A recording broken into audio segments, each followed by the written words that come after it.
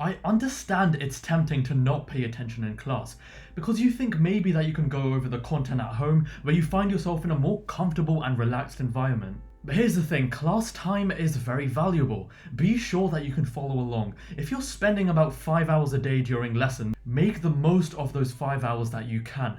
Yes, a significant majority of your learning does and should happen outside the class, but what if you could spend those 5 hours in lesson actually being productive and actually developing a strong understanding of the concept? So you'd effectively be making the most of those 5 hours, 6 hours or whatever. And that's what you're going to learn from this video. Granted, individual experiences with schools and teachers assimilating to a classroom environment vary greatly from person to person.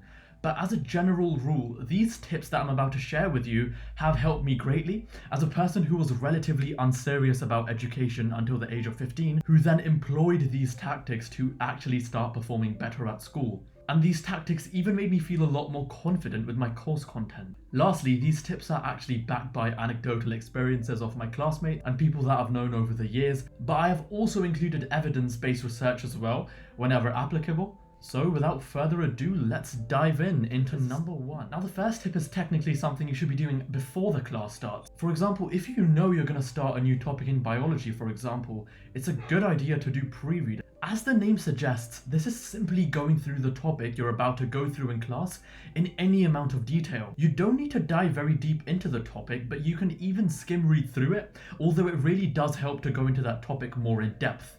It's likely that there would be things that you don't completely understand in the process of pre-reading, but when it comes to that actual class, that actual lesson when you're going through the topic, you have a very good idea of what's going on in the class and you won't be sat there confused. Think about it like this, your teacher is an expert on a topic that they're teaching, and in class you won't just be able to ask questions, you'll also be able to ask the right kinds of questions based on things that you didn't fully understand previously during your pre-reading. You'll also be able to contribute to class discussions more, help out your peers in class and genuinely create a better, more lively environment in your class. And this would allow for people, including yourself, to cohesively work together. Further, science and research also shows that if the students have done some pre-reading for that topic to be covered before the next lecture class, they have already noted and have at least some idea of what learning materials or concepts would be expected and what should be prepared for the coming lecture. When the lecturer explains the topic concepts, they can understand better and more effective because the students already have some pre-knowledge about these concepts, having pre-read in advance. This nicely leads us on to number 2, talk to the teacher.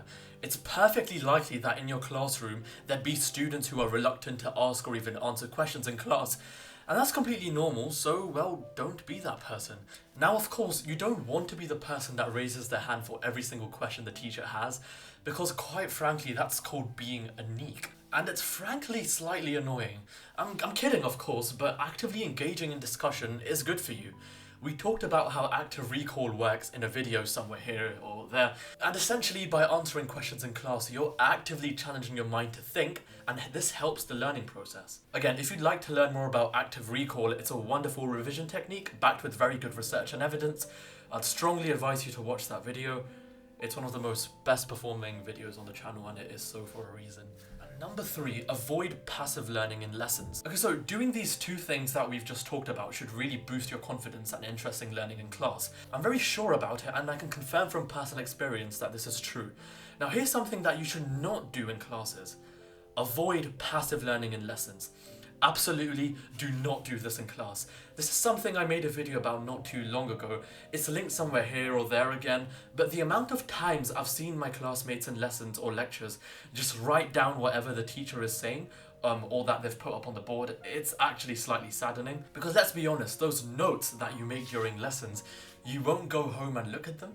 Now, of course, if your teacher talks about something that you'd like to explore more, once you're out of lesson, certainly take a note of it, but for the most part, just don't bother taking notes in class, it's ineffective. It's likely that whatever the teacher is discussing in class, it will be available in the lecture/class slides that they put up for you, or the information that they're talking about should be available already on a pre-existing digital resource, such as a website or an online e-textbook. We need to rethink the way we learn in lessons, shifting from it being a form of passively learning information to actively engaging with the content and learning it.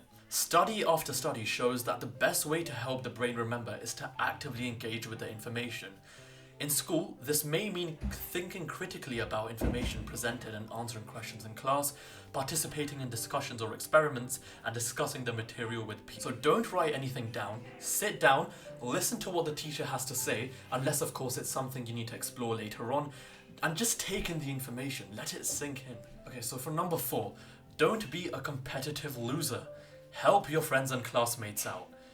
If you've done these tips we've discussed so far with diligence, then you should have a strong grasp over these concepts, but this doesn't necessarily mean others do as well.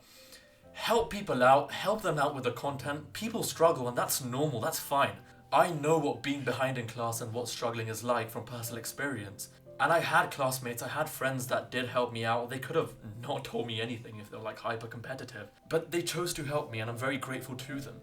And well, here's the thing, teaching actually helps you learn in class as well. Teaching is a very well-established form of learning, and it actively challenges your brain to, again, learn things. Further, if you help out a classmate or a friend, remember that you're not perfect, you don't remember everything about a certain topic, and so they're likely to reciprocate it back. If you ever need help with something, they will help you out, most likely, because people tend to be nice. Now for number 5, perhaps consider changing where you're seated in class. Now, this is something out of the 4 techniques I've discussed previously I didn't do very well with, but try not to sit with your friends that have a tendency to be very distracting during lessons, for obvious reasons of course. Now, although I didn't follow through with this tip very well, it clearly did work for a lot of other people, but still, my teachers from back in school would split me up with my friends during lessons, making us sit separately for good reason of course, and yes, while sitting with your friends during lessons does make it a lot more enjoyable.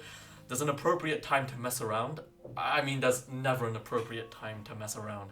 And there's always an appropriate time to actually learn stuff and make the most out of your lesson. Okay, now we're going to talk about my favourite piece of advice. And this is staying back to ask questions after school. Now, in the UK, we have something called sixth form, which is essentially where students aged 17 and 18 study right before university. And I had 6 teachers across 3 subjects. I did struggle with concepts in the past, and very fortunately, whenever I did have doubts, I would go to any of these 6 teachers. These teachers, they would sit with me after school and they would go through any doubts that I had very comprehensively. I could stay at school for 1, 2, 3 hours and they'd help me go through the doubts. Sometimes they'd be really challenging that they'd have to call other teachers on board as well. That was a lot of fun. Those were some really memorable days from sixth form. And yeah, I would stay back for hours doing this. And a very important thing to know is teachers genuinely do care about you doing well in your subject. They want to see you succeed. No matter how you feel about your teacher beforehand, they genuinely do want to see you do well. I promise you, if you show active interest in your subject, they will help you. If you approach them asking them for help, expressing interest to learn, they will help you, I promise. Now this is something you need to plan out with them in advance, and this shows respect for their time, asking them when's convenient for a meet.